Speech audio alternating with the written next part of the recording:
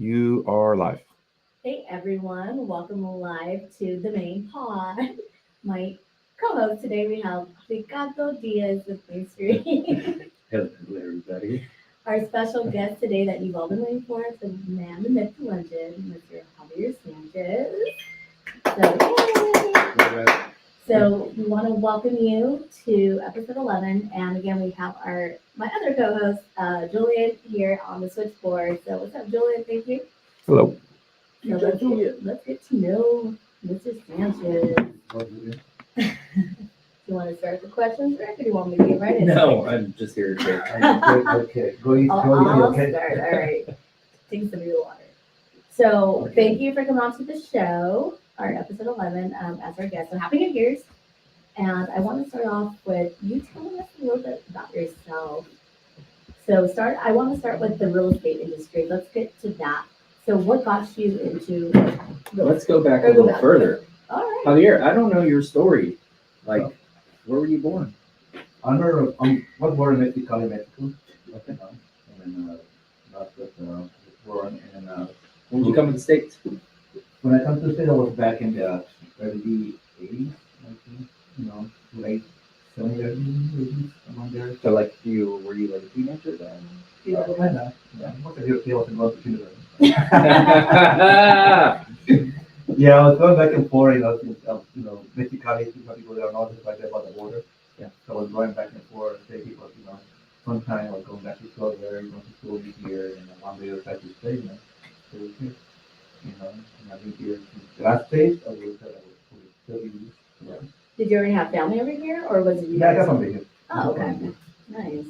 So you came to Cali and like, this is what I'm doing. Yeah, I said, it made no sense to be going back and forth and decided to open. What were you doing at the time when you came up here? And then? Well, I was going to law school, Mexico, went to law school, and I came over here just to work like, between the semesters, summer vacation. I came over here to work, to save some money, to buy a nice car, and then, when they were staying here, and then, I didn't go back to school, and then I started working, and then years later, I got involved in this. What led you to get into real estate? How did you find out about real estate? Did you know somebody that was working in real estate or something like that? Yeah, my cousin,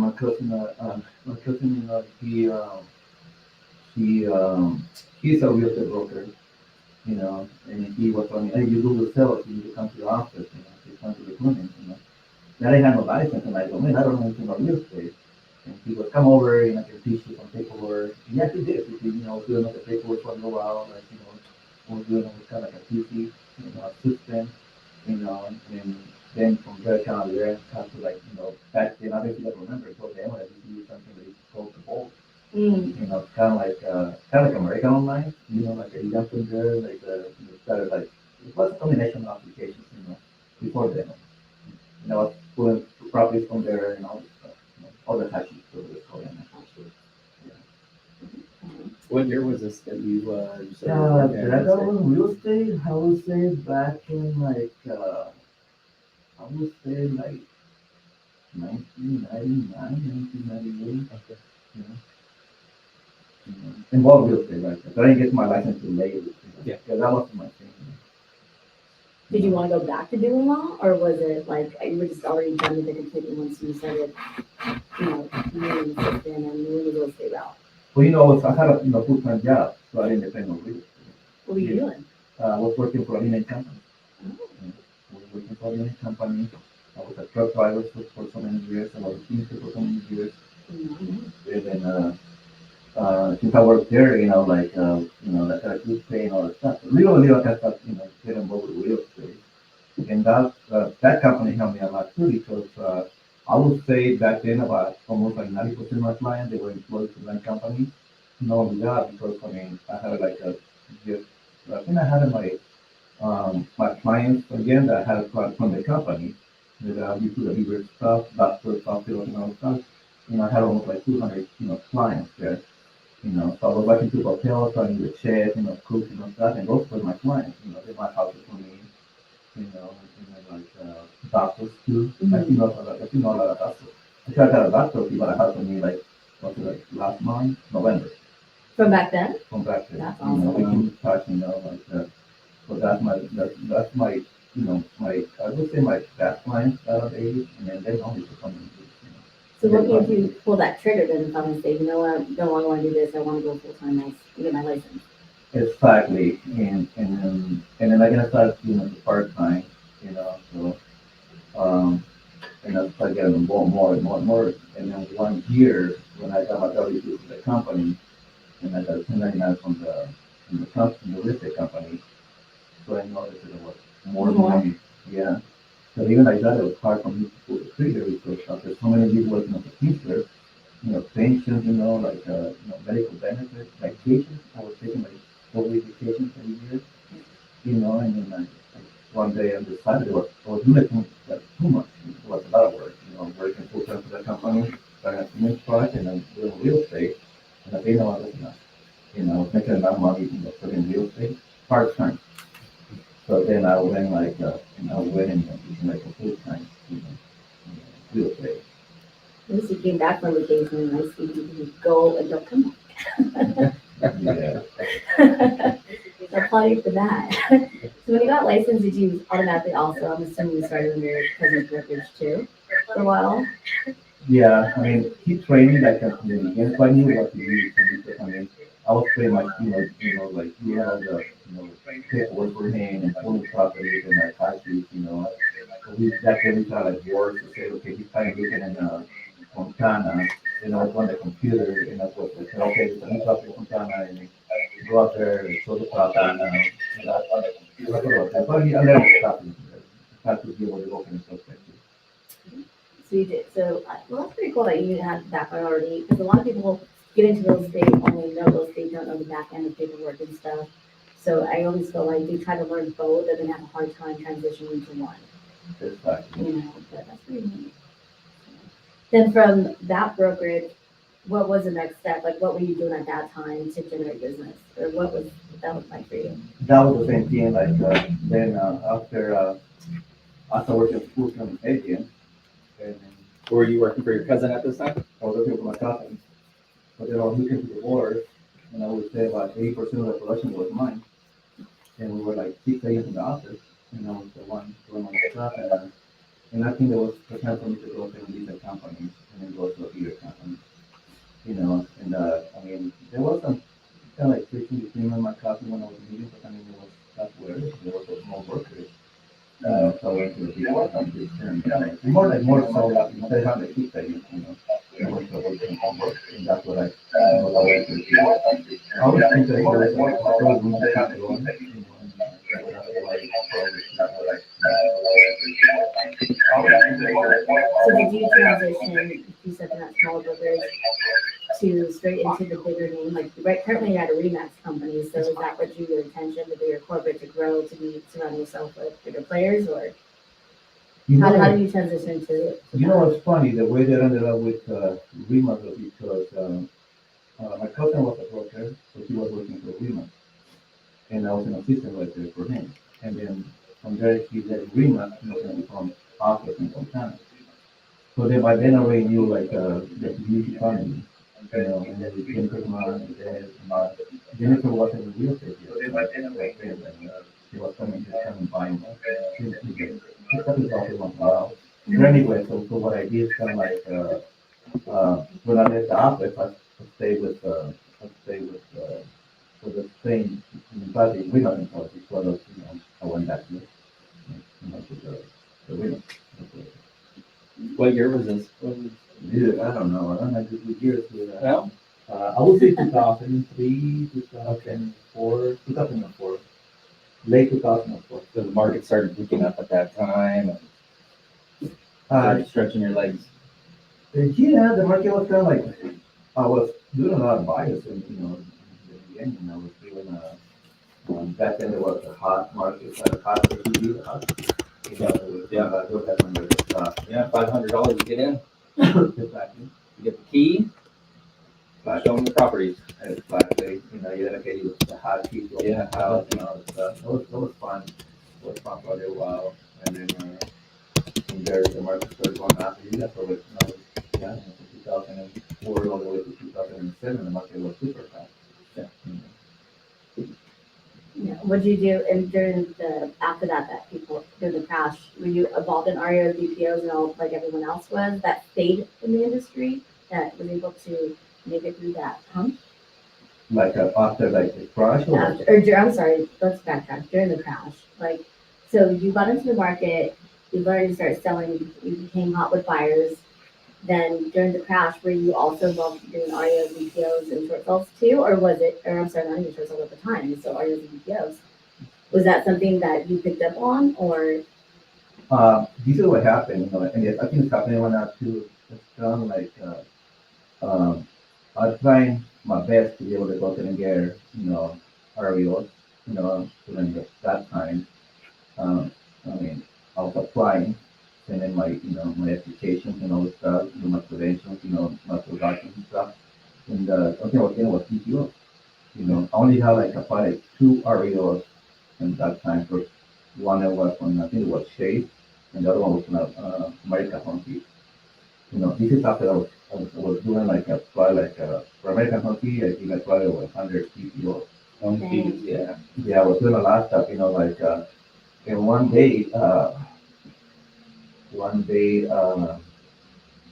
there was quite a few agents from my office that were going to the five-star convention in Dallas, Texas. In Dallas, yeah, she's from Dallas. Mhm.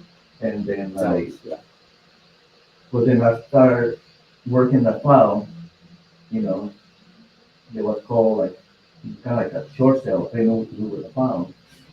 And that was with Countrywide was around. Mhm. So then, called Countrywide, and I was talking to a lady. And then I was telling her, I don't know what to do with the file, and she pretty much guided me. And I go, you know what, I don't think I want to go ahead and get involved with the short sales. And then she goes, you should, because I mean, there's more sales coming around, and it's a lot of money to go ahead and make in short sales. So that particular week I was working in short sale, I was trying to get the approval. And all my friends from the office, there were like 4 or 5 agents that went to the five presentation. They went over there. And then there were probably like 4 people that got come back with account. So I regretted so much, and then what happened was kind of like, I say, I'm gonna stop, I want to work in short sales, and that's what I want to be doing.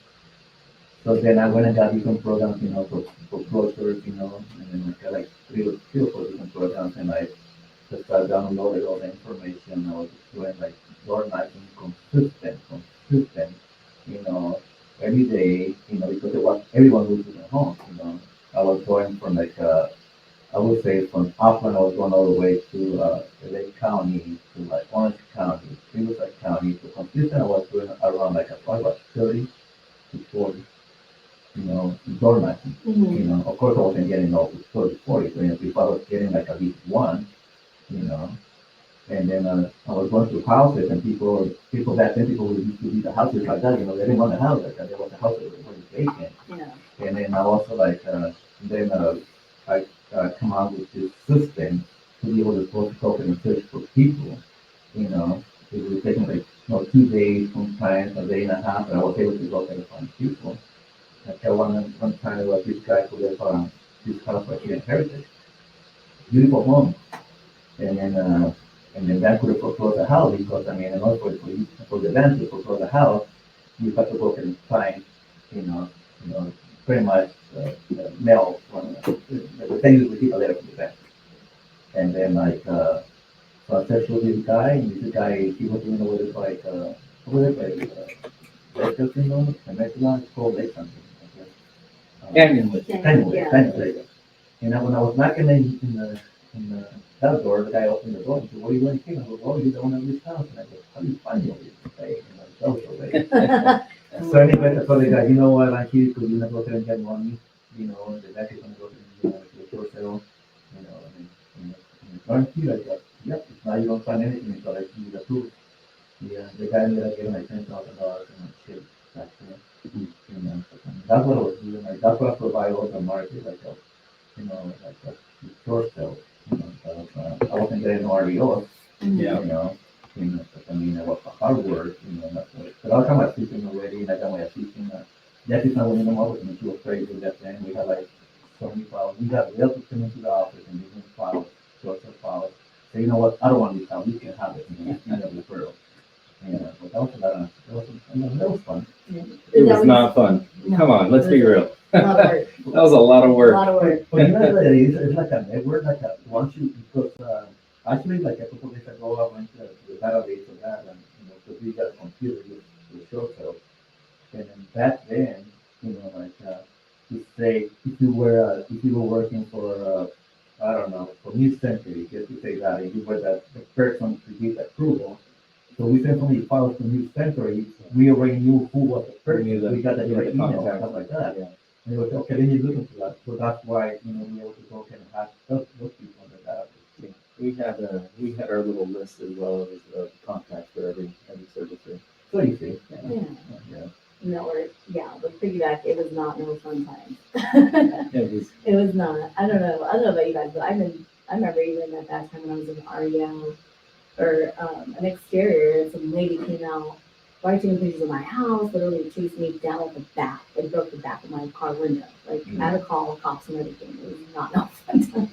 I don't know if Ashley, I didn't watch the entire podcast, but I don't know if Ashley mentioned that she had a foreclosure that she ended up going into, and the guy was a paraplegic. He was missing his legs.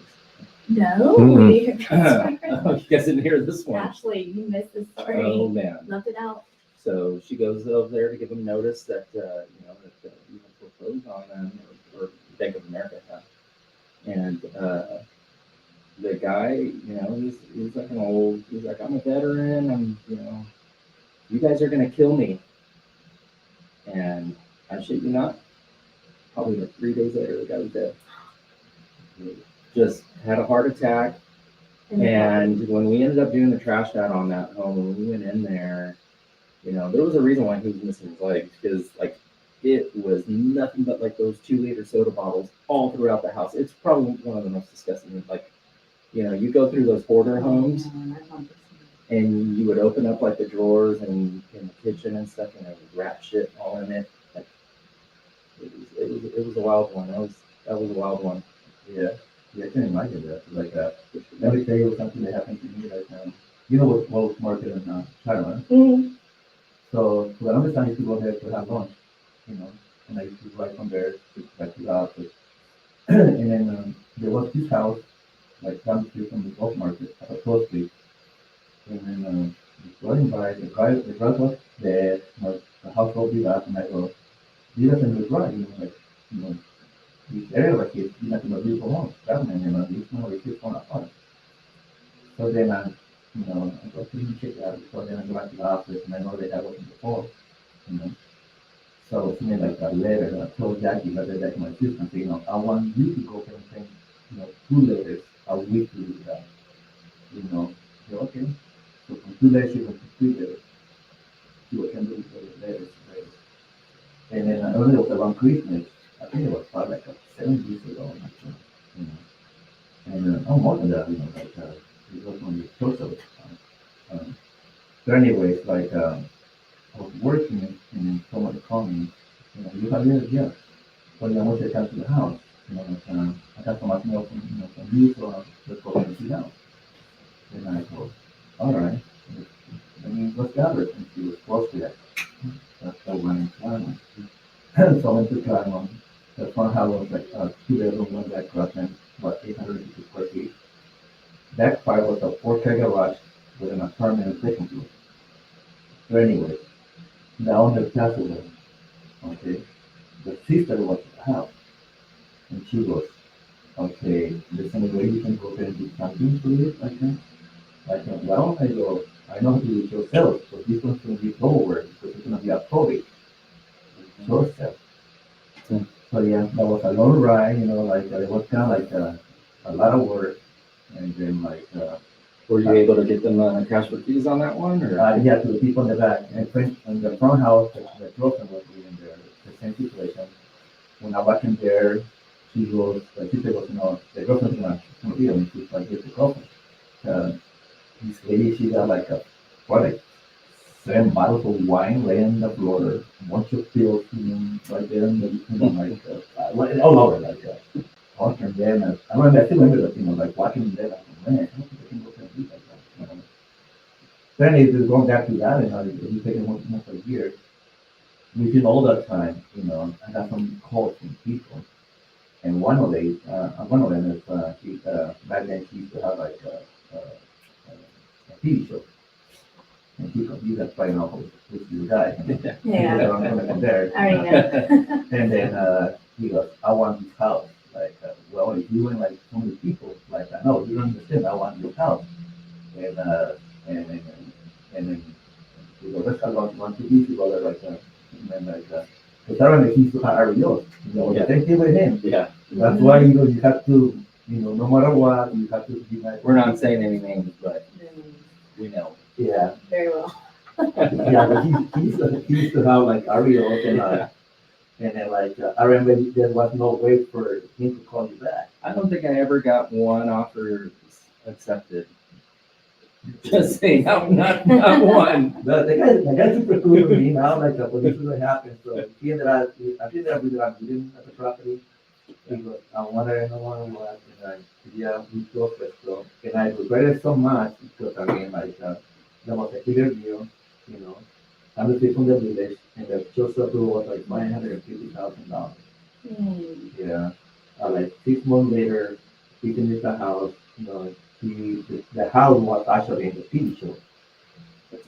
And I called it, hey, you never invited me to be part of the show, like, I was part of that too, and then the guys were the show, they were inviting them to the house, I mean, it's Yeah. too much of Yeah, but now we're friends and everything's cool, so I gotta say, you know what, like, you got it pretty good, like, that was pretty good, And if you just go driving around, like, kind of like, just, on the house right there, and like, sitting there every day, like, not every day, but twice a week, like, so many letters, hey, show me the letters, there was multiple letters from me, so, that was funny.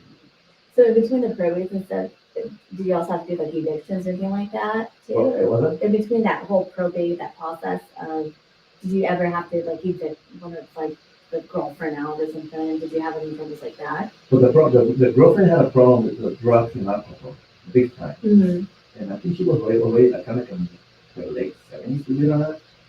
And then in the back part of the house, there was some not good people living there. So they knew the game. Yeah. And then what happened was kind of like, I think that's your phone over.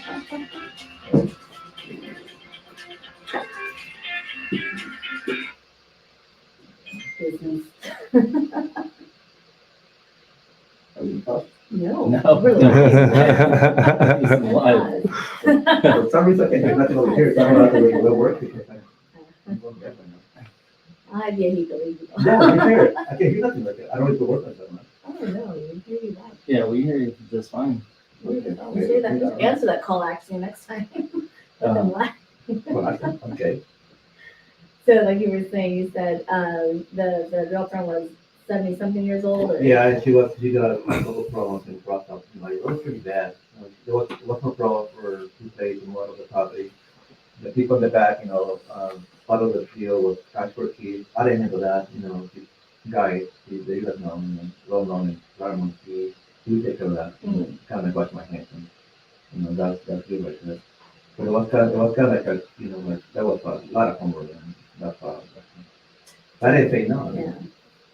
Yeah, since you did a bunch of short sales, back then, let me ask you, what was the highest amount you ever sold for a cash for keys?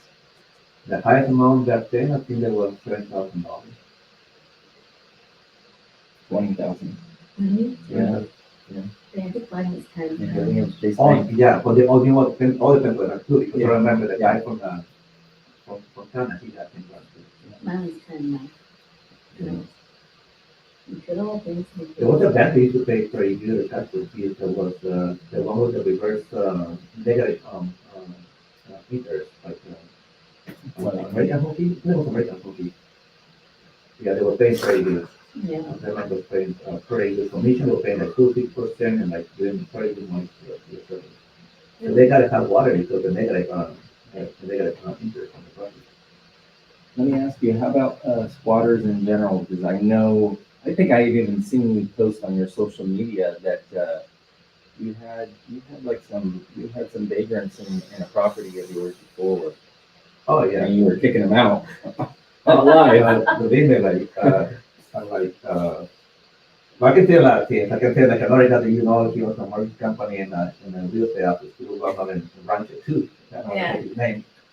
And then I ended up network doesn't maintain, and then we ended up getting this property from a real estate broker from also right here from Rancho.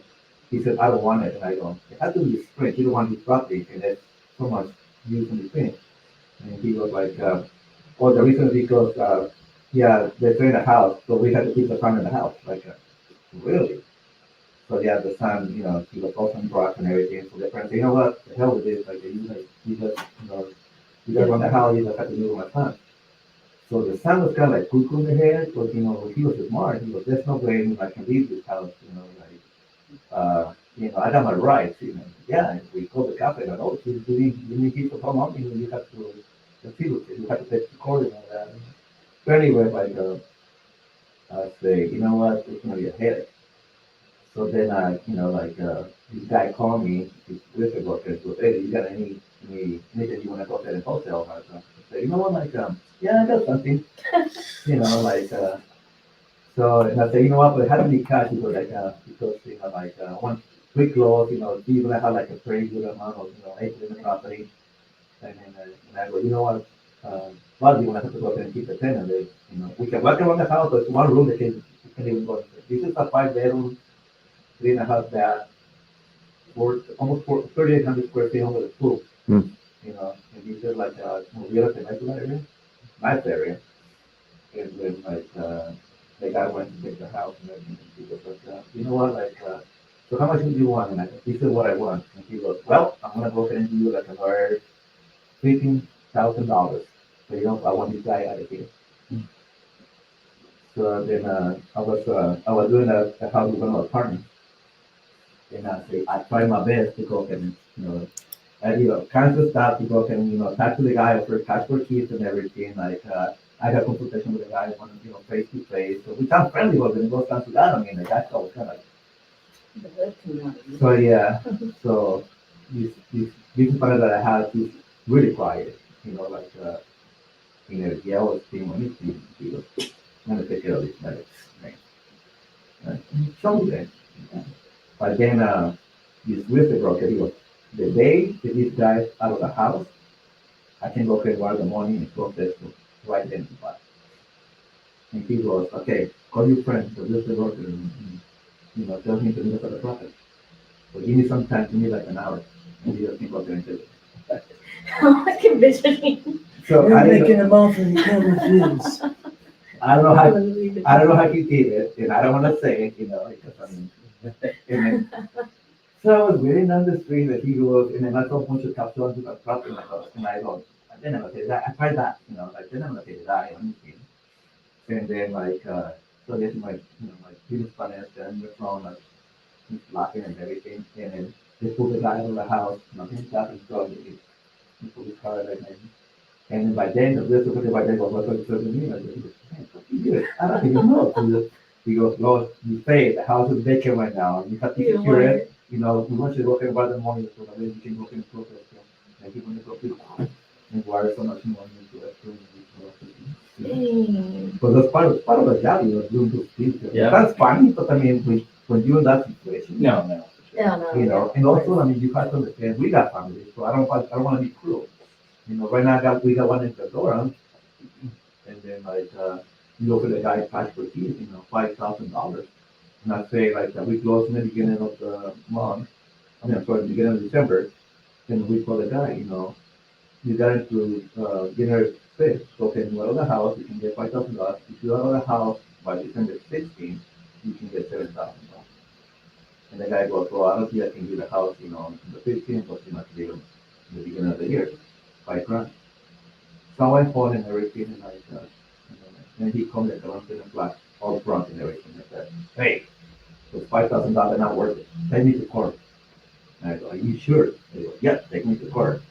I go, and I'm gonna go back to, and then negotiate with you. And he goes, no, I want 6 months rent free, and I want $20,000. And I go, and he was drunk, and I go, you know what, dude, I'll Take never it go court. and take it to court, like, I'm the legal owner of the house, And then now, right now, we don't need a car right now, when we started decent, the most we're gonna pay is like probably about $2,800. It just went from 5 to 28, bro.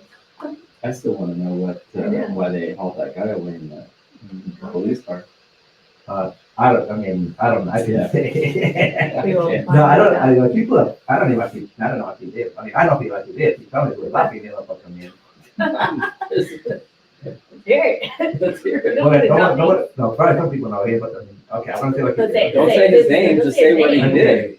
So this is a really quiet guy, Some of you guys know this guy. And then what he did, he's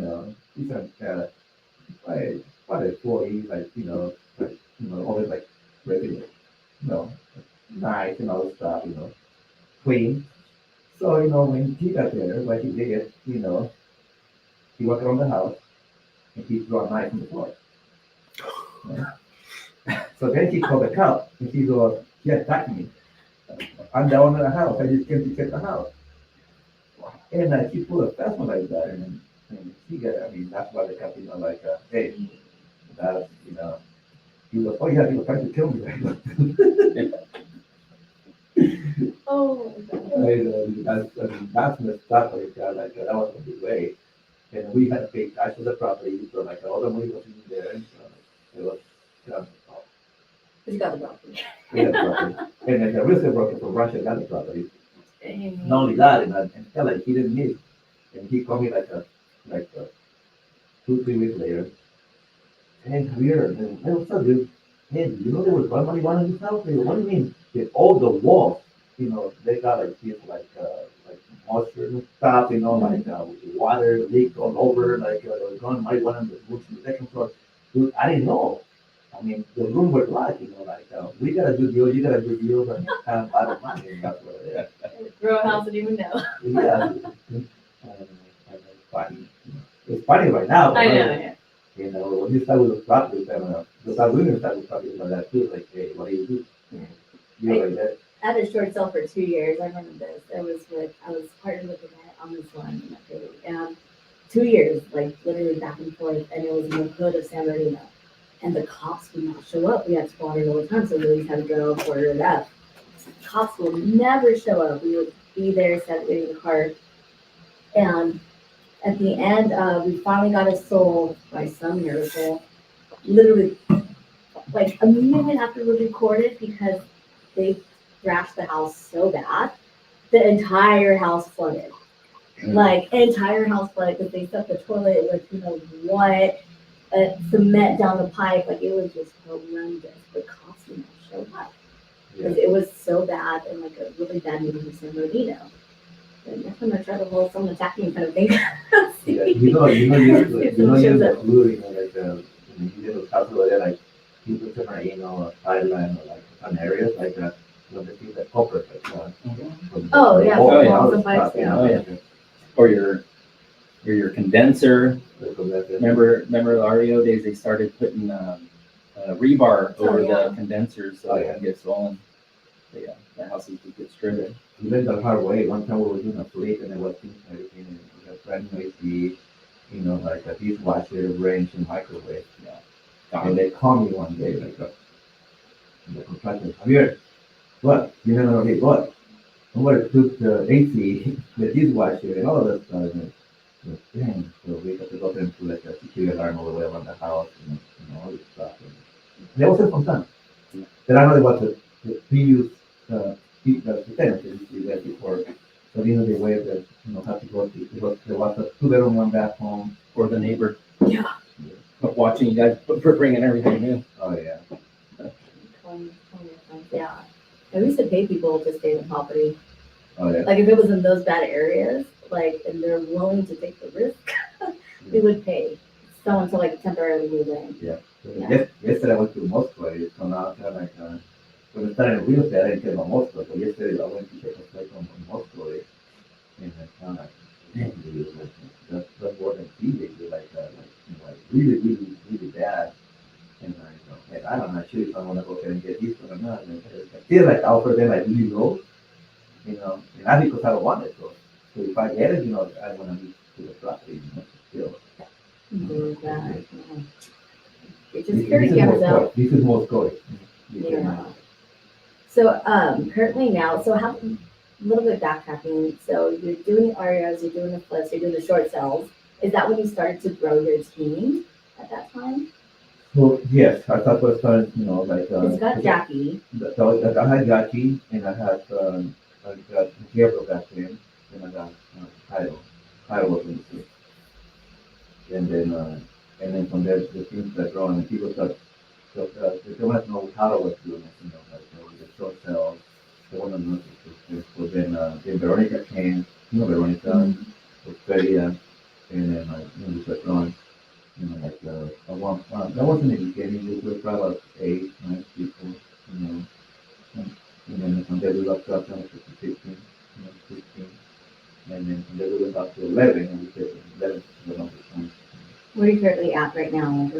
Right now we are we're about 11, right now. 11, yeah. I want to ask this question. Cool. What? So we all love you. Came from Mexico. You have a thick accent, but we all know this. And do you ever get your agents like, what the hell are you talking about? Because I know for me, I feel like that's always an advantage, or you use that to your advantage. As far as like your listed, like to me, you stand out. Like everyone knows Javier Sanchez. Everyone knows, yeah, Javier, yeah, the guy with the accent, yeah, that guy. But he outsells way more agents than I know that's been around, the industry. What's your niche in the industry now where you think makes you stand out? Okay, well, that's funny talking about that because just that I found it with I'm just somebody. saying everyone knows you as that. I'm telling Yeah, you, somebody on okay. Friday was with somebody, and she was like, what I'm gonna make like, that's what candy, like, I'm making you, what do you think? Yeah, so, kind of like in the beginning, I was kind of like shy a little bit, like when I was going to clients.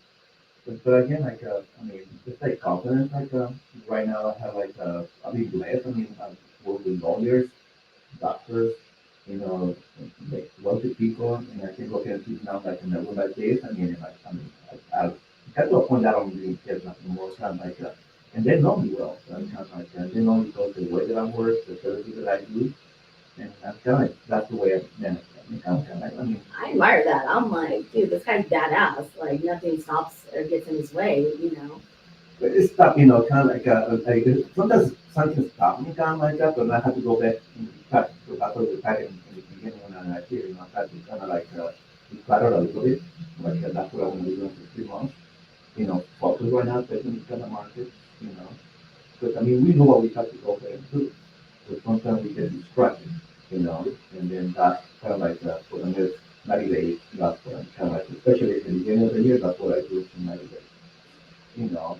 And then I'm going from Michigan National for last week, and then kind of just, working myself, not easy, I have to go and find myself in it to be able to practice in this kind of market, that's pretty much, time to go ahead.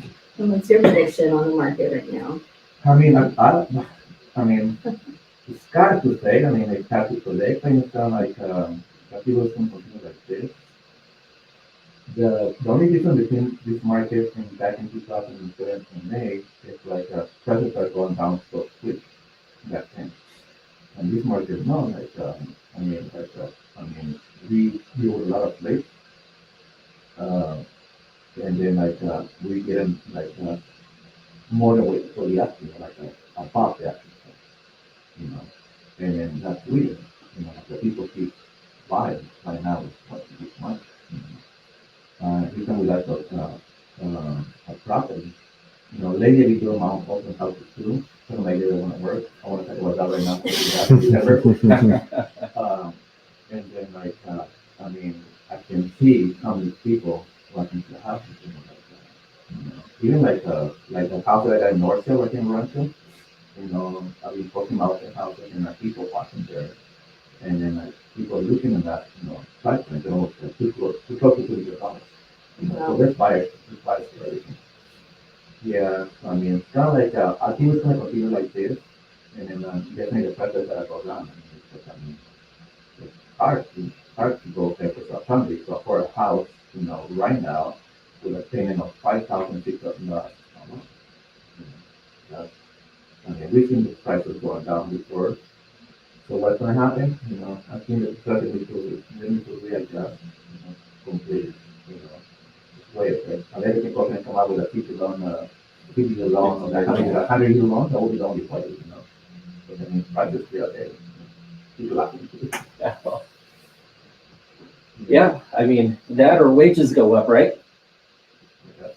I mean, everything else has gone up, But they go up, the price of the house will stop going up, and the taxes go down, But I mean, if you go back and check the database, I mean, you can see that there's some properties that when they were overpriced, there wasn't really a lot of work that's on the higher price. Mhm. So if you price a house right, then it's gonna go for the move. So if you try to go ahead and get a lot of more money like before, I mean, people be a teacher right now too. They are, I agree. But I agree also agree with you too. People are still looking at this high price point. I go back to my example. I was kind of shocked too, not shocked, but like, oh my God, but like, you priced it right, and I got on the market 2 days cash offer, and it wasn't just that one specific buyer. There was other buyers looking cash to buy, and if on the area and the price was right, people are still buying. Exactly. So, I want to talk about this, like, this flip that we like in the market, like, the first week of this, no, Thanksgiving weekend, okay? We launched it in the market, because it was Thursday, no one working Tuesday, Friday, then I only to Calexico, to the family. I got somebody over there, right there by the border in Mexicali. So I went over there, like, so by then, so we do the house in the market, and then, like, I got this the big agent. I told her, like, you want to open up a house, like a brand new place, so we can remodel, you know, and she goes, yeah, I want to go ahead and do it. So my plan was to go ahead and, like, I spent Thanksgiving out there the other Thursday, Friday, Saturday, and that Sunday, like a normal, 4 day weekend, Thanksgiving weekend. So there was Saturday, like around 8 o'clock at night, I was over there, so she called me. And she goes, hey, Javier, what? I didn't want to let you know that I'm going to go to attend the open house. I said, what do you mean? Like, he goes, yeah, no, like, don't take him out, I'm going to go and do it. And I go, okay. So then I called, somebody else, and that person was busy, and I called somebody else, well, three people the same day. So I say, the hell, okay, the hell this, I'm not so. The next morning I wake up early, we come back home, take a shower, you know, went to the office, cleaned some flyers, went to pick up the open house sign, and I went to the house, borderline of the Loma with Fontana, right there below the 63, the real package right there. So yeah, I got there and it was windy, and I was kind of like, you know what, like, that if I get for a reason, like, I'm not gonna complain, but it was so weird going down. I opened the front door in the house, and people come in, and the air was like going through, like, oh man. So then, like, there was a lot of traffic in the house, like, and it was busy.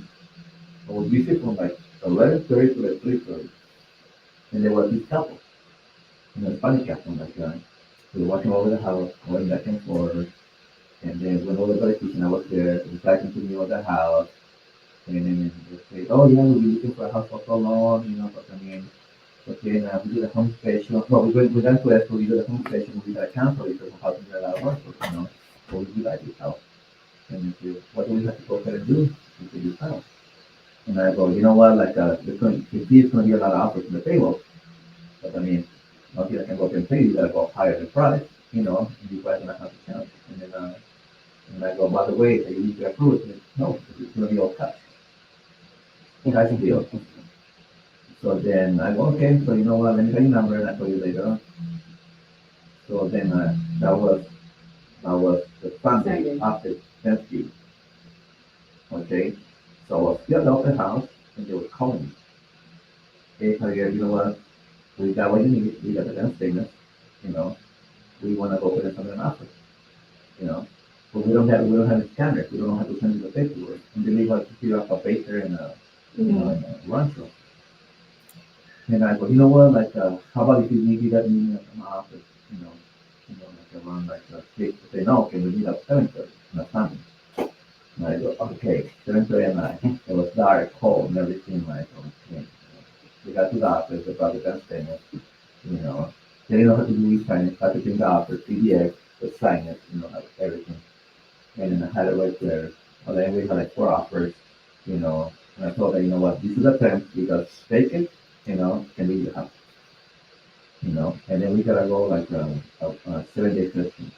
So yeah, we wait, just time the contract, and everything, we open next month, we close 27 days. So I remember, yeah. So then I got, from management, like 7 days later, hey, the check is ready, commission check, and then the house close to like close to $600,000, you know. There was no rate of, the 2% commission we were paying to somebody else from the buyer, so that was money to me too, kind of like. So anyway, kind of like, so when I picked up the check, and my agent was sitting there, and I go, remember the house that you supposed to be doing open house? And then he goes, yeah, what happened? I think you gotta have to that, but you know what? I just got paid right now. And then she goes, oh, you lucky. You always lucky. He goes, no, I wasn't lucky. I drove back from Connecticut 3 hours just to do the open house. And you live over here, like, you live like you're like probably 20 minutes away from the house. So how you say lucky? I mean, it doesn't work that way. I guess the more you work, like, like The lucky you get. Yeah, exactly. So some people that don't get that. I didn't. I get to be there to be honest. It was really, I was tired because it was a long weekend for me. But you know what? In my head, I was thinking of my agent. I want to go and show my agent, what she did, you know. But guess what? She was complaining the market was too low. There was nothing out there. How you complain, but you don't know nothing to try to avoid that. So, It happens when you're working on yeah, magic happens. nothing. Yeah, Yeah, that's a great story. It is a good story. yeah. I mean, I told you so. Yep. For sure. yeah. I mean, it happened before too. It's kind of like different, like a lot of people don't know me because I used to collect a lot of damage signs, but the freeway, you can buy a house, $1,500 down, you can go and get you a house, and then we went from Lake County all the way to different Palm Springs and like Let's see yours in Riverside. Beaumont. That's when I had like like 14 agents and stuff, and I said, okay, we're gonna go by area. So what area we want? So I want Riverside County, and anything on the other side of the street, the 91, So the whole was being, okay, so where you come from? Okay, when you see the sign, okay, we see Temecula. Okay, this goes to the orange car.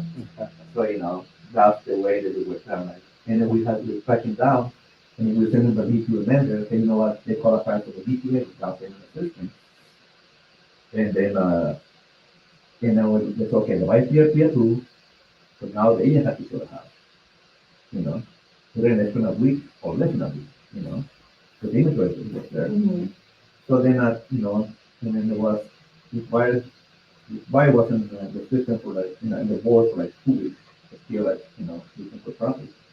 And they said, like, that's active, like, why did you guys active? So I asked one of the girls, what's up with this guy? What's up with this guy? Oh, he's playing games, he doesn't want to go to my house, he's wasting my time. He said, I don't want to work with this guy no more, like, let him go. So she said, you don't want nothing. No. So then I called the guy. Hey, this is Javier Sanchez. How are you? This and that. Oh, yeah, Javier. You got that's no sign. You got me pre-approved. You went to the girl to call me. And I go, okay. But you know what? I taken over. Like, let me know what you want, what you're looking for, and I keep talking about anything else. But yeah, let me know we got the guy. Same situation. Yes, same situation. So then I got paid to meet and check, And the girl was there right there at the office, like, she's sitting down and everything. I go, hey, so what happened to the buyer like that? Just acted like that. Like after something like that. So she goes, hey, I don't know. I didn't call the guy. I don't think he wasn't ready. And I go, you know what? Like, did you check over here? I think it was like $9,000 condition. And I said, look it right here. You what? Oh, the buyer right there. And you see you want it, like, look it. And she was like, she got a flash and everything. But we had to do that. I mean, Yeah. I mean, you run in an outfit, you run in teams and stuff. I mean, you have kid, that's really good. I'm really cool to my agents. I go like, they don't want to work, like, man, what are you doing here? I know, I hear these stories. Comments work too, people. But yeah, I got a question because, we all know that you do flipping and investments and stuff. What would be your, advice for somebody that's looking into it for the first time? To get into that? How do they get into it? I get asked this all the time. Okay. You did, first time you somebody comes the first time. First time, let's say maybe they're even an agent. Okay, they can do what I did. I didn't know what I was doing. And I can tell you, talking about short sales, I gave so much profit to so many people, so many good deals, and I can tell you, like, so many properties that I regret, like the one in Carmel, like the property that I saw in Long Beach, a block away from the beach, for like 600,000, and somebody flipped that property for like $950,000 2 months later, you know. So then what I did, I started, like, I say, this guy making so much money, I want to be part of it. I want to be there, like, I want to, okay, put my money there, if I can go into the percentage for the down payment, I can go into the percentage of the research, that's fine. So I talked to different guys, and then, like, yeah, I got like 2 or 3 guys that say, okay, let's go ahead and do it. The other one being the deal, you can go to the finance, put some other money, and you show me that, you know. And for the last 3 years, 3 or 4 years, I only stayed with like 2 months, the 2 different guys, you know. This guy is 100% Asian, like that. He taught me a lot, super cool guy, like he really good the numbers. And before that, he was working for the last 10, 12 years. So all depends on the situation too, you know. So then I started working with this guy before, and then with this guy after. So, all depends. Then of course I do stuff on my own too. You know. So I would say kind of like this funny with somebody that, they know what they're doing, some of my sleepers, they don't know what you want to go there and do, you know. The hard part is going to be, trying to find a fit right now. Because everyone's traveling right now. There's some stuff over there, there's a lot of wholesalers. So they know how to go there and get their own split, They can make their main money wholesaling it, or flipping it, It works. And there's people out there, that's what they do all day long. At one point, I had like 3 young guys in my office. They used to make sure when they can get calls.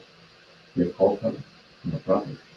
Now, they work in my office, you know, and then they were posting stuff with me. I was saying, they were saying, I had a pre-show. They say, okay, I want a topic. Yes. I say, I don't want that. You can go and use somebody else. That was part of the piece, you know. But I remember kids, like, Saturday and Sunday, like, there was this kid, kid, Elmer, some kid. And he started working with me, he was like 20, you know. And I remember at one point, and we paid, was like $28,000 funded in this property in Lincoln Park in Sonoma. He thought it was a good deal. They say, you know what, it really hurt us to write the check at $28,000 for him, but I know that he was worth it. So even like that, we got a spread, this spread. And we have to be honest, that's what a lot of people do right now. All the wholesalers, they say, this is what you want. so do you got like a spreadsheet of like what percentage you're looking, as far as your spread with your partners go? Like, do you find your own now, or do you guys still have someone that's searching aside from the wholesaling, or do you guys have like someone that does like the bird dogs, goes knock on the properties too, kind of old school ways? Yeah, you can go ahead. I can go ahead and do that too if I get a lead. I do. I would say for the last 5 6 years, I've been working online. I do like a lot of Google Ads, basically. As I'm on website, people create it. I also use like a ISP lead, that's what it's called. You pay for the lead. So you usually want to go and sell in this area, and then you pay between $200 to $500 per week. If you want to go ahead and do it that. If you want to go ahead and do it old school, you can go ahead and do a program like the old program, like, and do all that. And you can try to get your fees too. There's a lot of ways to go and do it. I do a lot of mail too. And actually, I was from Medina with 1,000 labels today.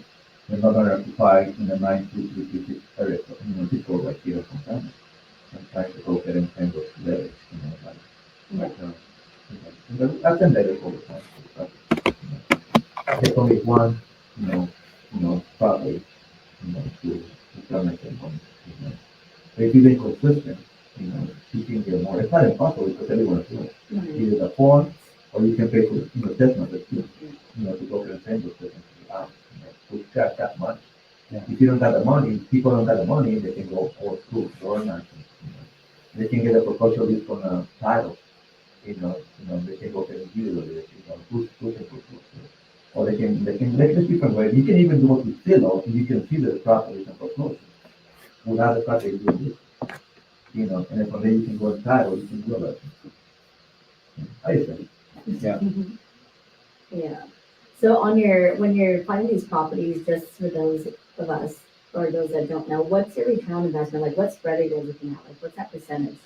Like a rule of thumb, I would say, or an advice you can give when you're searching for homes. You know what? Like I used to look for a spread $100,000. Right now, we don't touch anything like that. It has to be quite like that.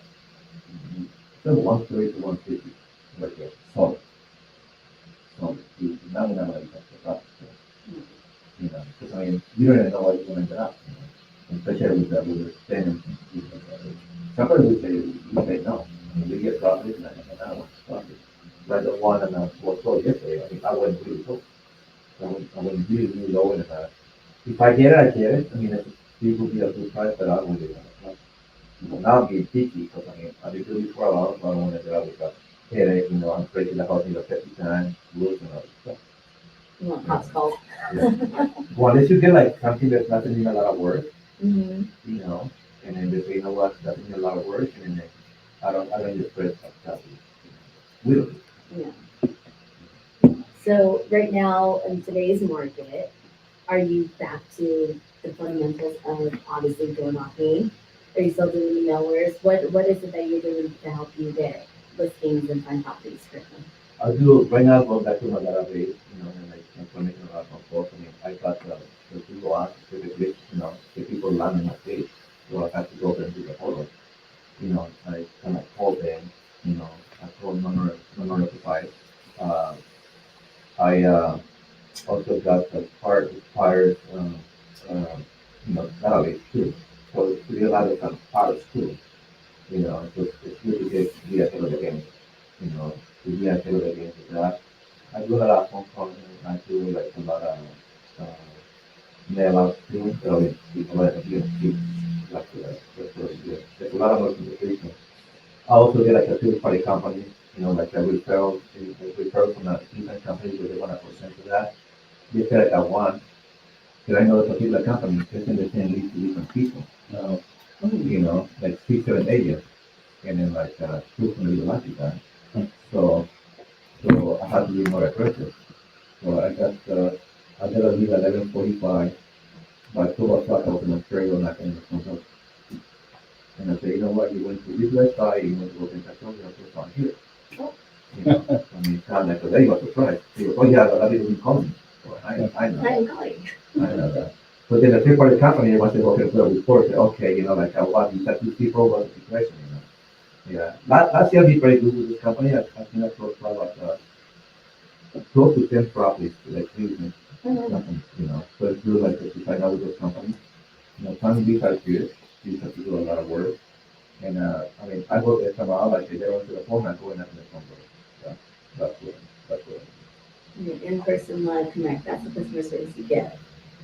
So what keeps Mr. Sanchez motivated in this industry? Because we have the ups and downs. Are you the motivational guy that listens to books? What do you do to keep you kind of motivated, on track, and not get distracted? And just like right now, you said you're going through a transition of like refocusing back. Like, what do you do to keep you on that flow? Again, I had to do this every year. It's great. I will tell myself, Then I'm going, try my goals, what I want to go and accomplish right here, And then I just, kind of like work on myself. I don't want to distract me, I go 90 days to get something better and decent in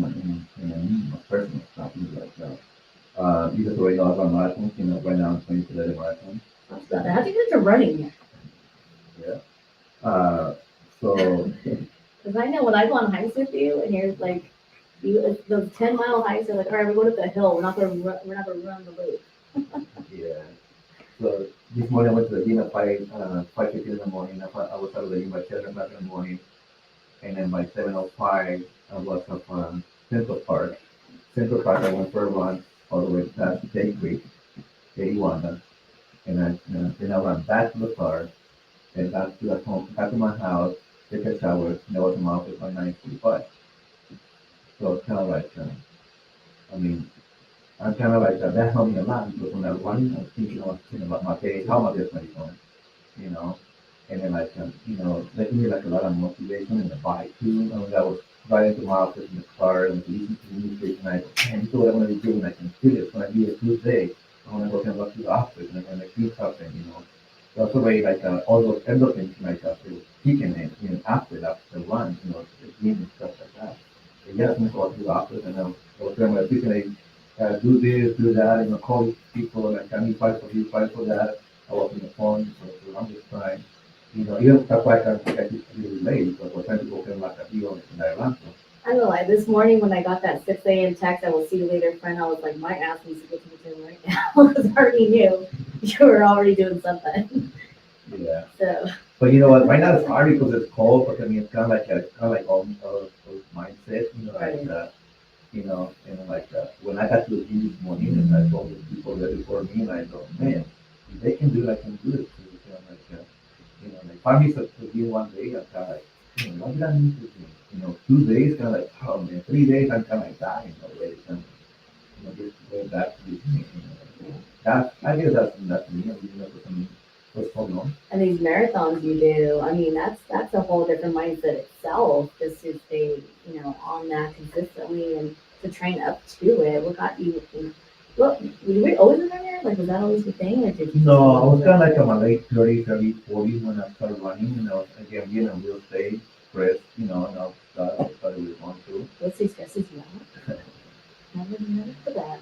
Yeah, so I started running, and then I didn't know what I was doing. I was kind of just running back and forth, and then I started involved with running stuff in Chimacas. And then that was a more serious thing, and then even there, I didn't know what to do, so then I learned how to pace myself, when you run, and then what to eat, what kind of shoes to wear, then I started, now you're running the other marathon, we're running the Long Beach Marathon, San Diego Marathon, Vegas Marathon, the Huntington Beach Marathon. Wow. And then one day, I remember, actually, it's one of my ages now. The one you just did too. Yeah, that one. So one day, one of my agents, he's into like Ironman and stuff. So I finished it for him, and then the marathon. And then he goes like, I think you qualified for Boston. And I go, oh yeah, I came about Boston, but I don't know how to work. Yeah, go ahead and check your age and your time, and then you will see that you qualify. This is probably like about, I would say almost 10 years ago.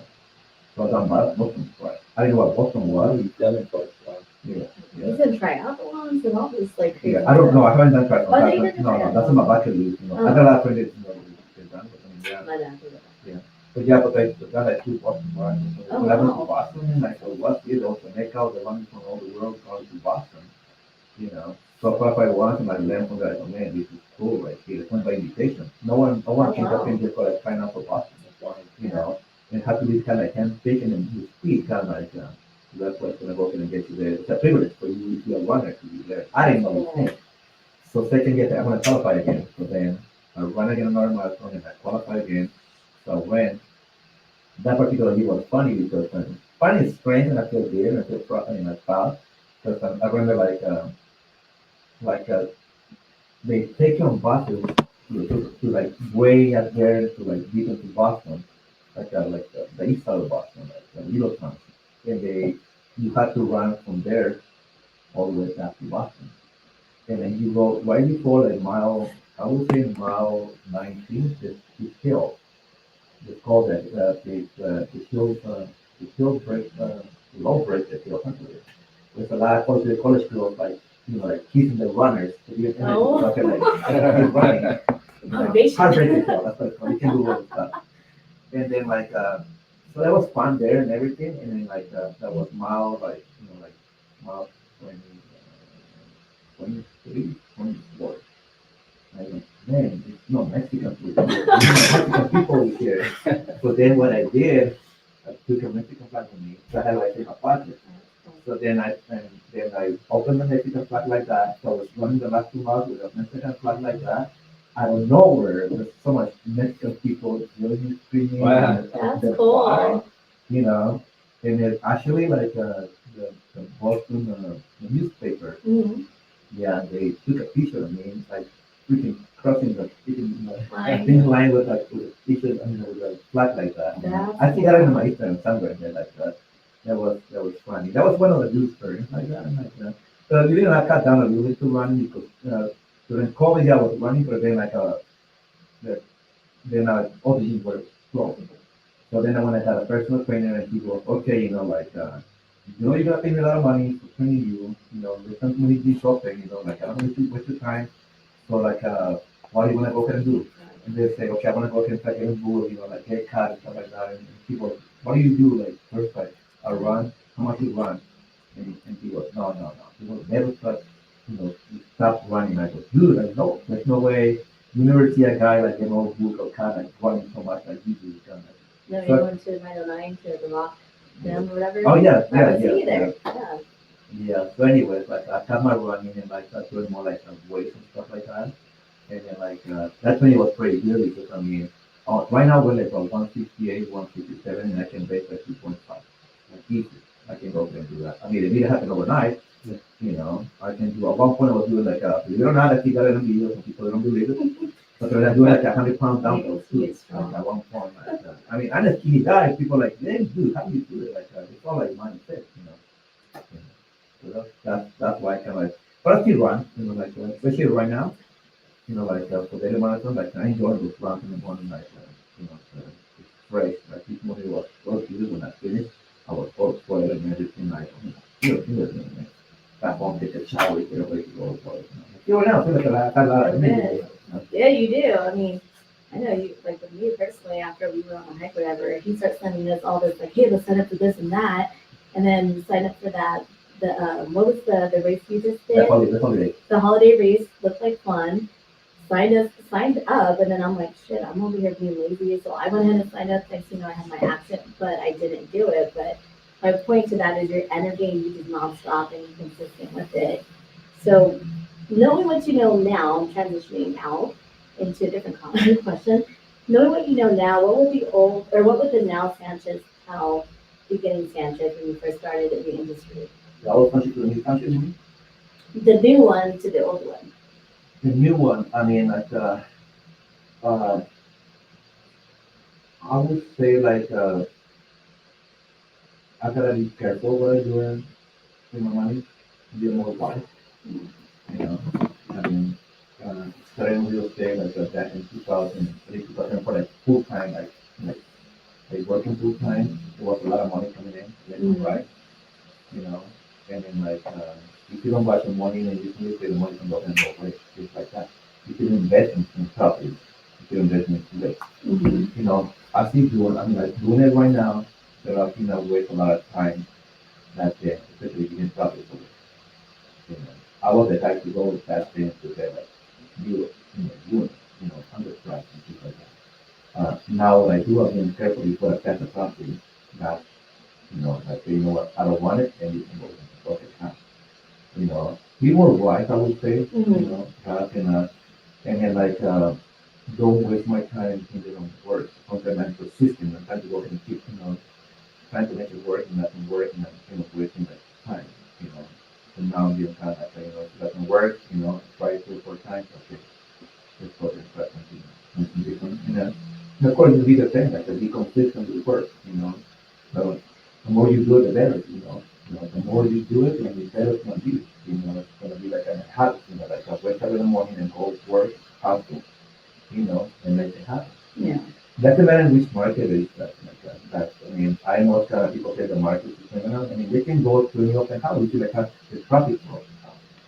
Get more listings, okay, and wake up early and do all night. I've done it before. If you can afford to pay this, I mean, go to your marketing, You know, you can call people, you can give a list of people to call, you know. That I don't change for anything. Like have to be consistent. And even right now I'm not tired to do that. You know, like say Monday and Tuesday. Monday was was in office till 8:30, and Tuesday I was in office till like 7:30. You know, Working and grinding. yeah, working, like the whole day, and there was snow there. Last week there was no one in my office. I don't know what you guys were here, but I mean, there was no one in my office. And it was virtually no one here. No one here. No one here. Yeah. Holiday mode or everyone mode. But then what I told my English guy, I told them, I do the thing to the we're gonna do something like coconut, we're gonna start calm, or say, you know what, I got something else, I got a new system that you guys can go and try it, And I said, can you send me the template? No, you need to come to the office. That's the thing, Ooh, and then just like, I had to hear you. yeah. I'm pretty sure you do the same thing. I mean, like, some days I'll be like, what are you doing? What do you want to do at 11 o'clock in the morning? Like I used to have to wake up early and, go to, 5 and 6. I don't know. I'm pretty easygoing. I don't know. I don't think I cracked the whip like you. I You mean, do for your Sanchez, much kind of it. You do in your face kind of an attitude. okay, yeah. I'm telling you that I get those texts. I'm like, damn, he's already doing that 6 a.m. I better get up and go. Oh, here he signed up for that marathon. He was signed up too. Like, Yeah, because if you don't sign up, you don't do it. You say, I Yeah. want to go there and do it, and by the time you get man, not even trained. But if you sign up and you sign, it's kind of like you already pay. Yeah. Especially a full marathon, you can actually spend 150 to 200 dollars all the Mhm. time too. So if you pay everything, you have to do it. And execute. That's my word of the year. Do you have a word of 2024 that you want to share? That Oh. are you that kind of guy who puts a word in for the year? But at the word, like you think about word, fitness, or what do you mean like that? Just overall, what is your word of 2024? 2024 definitely concentrating more on business, with my team. This is the year to go ahead and make it happen. I mean, we went through this before. I mean, not that bad like the last time, but right now there's 2 months to go. There's a lot of money still there. I believe that. You got here before. I mean, definitely the other day, you got the cash in the process. Yeah. Like I mean, I think you got like you put that into like a deal center or I had it on the market one day, day two. No, I had it on the market 2 days and went into escrow. Just like you, I did the open house. It was pouring rain. And same thing, I was like, man, should I just cancel it? I just cancel it. And thank God I didn't. And I had a great lender with me. And no, in pouring rain, first person to walk in is cash offer. Done. Yeah. Not even on the market for 3 days. I mean, So, and just like you named it, when you work, guys, it will happen.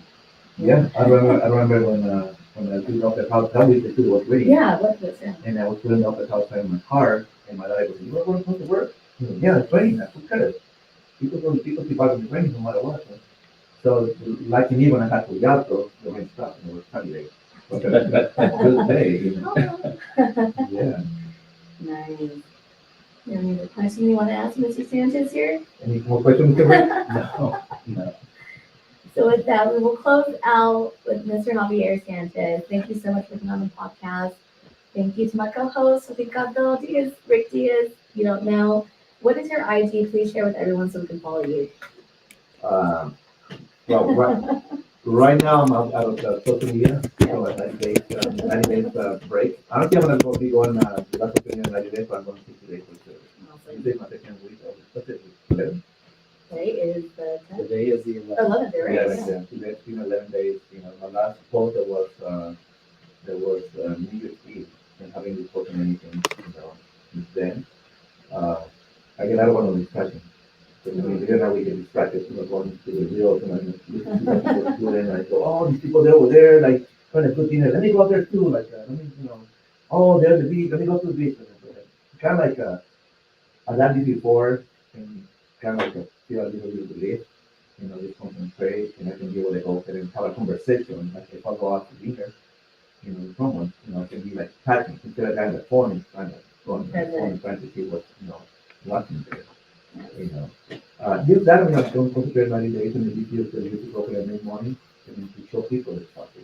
Especially in my team, I just, there's that, kind of let it complain about it. Kind of let not everyone, but I mean, yeah, let's hope anything come out in 2024. 2024 is the year to make things happen, so let's make things happen. So again, thank you for being on the podcast. Thank you, Julian, for being on the switchboard, and thanks for Rick for co-hosting with me. Yeah. Thank you guys for inviting me. Thank you, Julian. Thank you, Rick. Yes. Thank you. I thought it was gonna be like a hard, like hardcore, like podcast. But now it was easy.